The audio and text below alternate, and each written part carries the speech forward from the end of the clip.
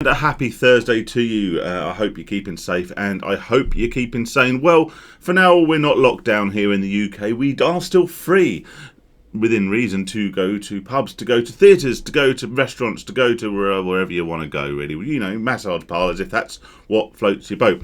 We can still do it. Boris hasn't told us that we're locked down.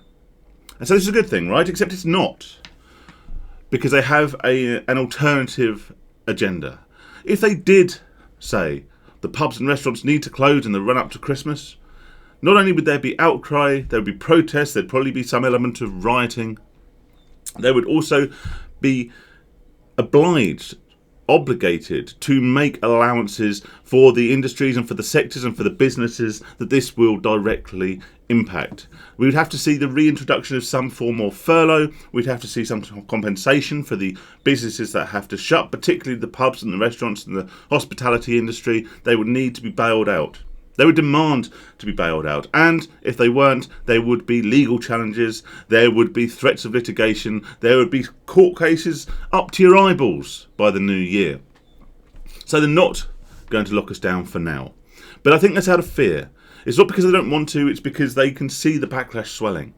And they know how much another lockdown and another round of furlough and bailouts would cost them. And they'd know that they'd have to make another trip to that magic money tree. And that tree's looking a little bit bare these days. I think most of the leaves have fallen off. There's an analogy for you.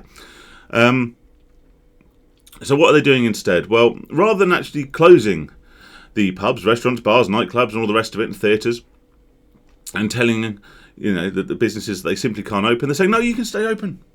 But what we're going to do, we're going to wheel out our most pessimistic scientists. We're going to put people on every morning TV show. We're going to do everything we can to scare the shit out of your customers so they don't come and use your facilities. They don't come to your venue and they don't spend any money with you this Christmas. This way, they don't have to be bailed out. This way, they don't have to pay furlough. But the end result is the same. The businesses will struggle. Ultimately, a large number of those, many who are already on the edge after nearly 2 years of this bullshit and relied on this Christmas to see them through to the new year, they won't make it through to the new year. This cowardliness, this indecision, this inability to say yes or no, lockdown, no lockdown, is going to cost these businesses even more than the harsh restrictions we saw this time last year. Now, I am not advocating for lockdown. I would be one of those people who would be protesting / borderline rioting if they were to try and lock us down again. But by not nailing your colours to the mast, by not making a line in the sand decision, and simply by telling people they can do what they want, but you may well die if you go to the pub, then they've kind of made that decision for a lot of people. And a lot of people are more easily influenced by the news than maybe myself or you if you're watching this video. I know people, I am related to people, I am friends with people who take the news at face value, and why shouldn't they? Particularly older people, I understand. Because they grew up in a time where the news was the news. They told you what you needed to know. They told you the facts.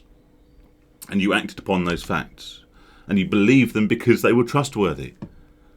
But now news is about alternate agendas. It's about generating ad revenue, it's about generating clicks and engagement, and it's about perpetuating the agenda to which they are assigned.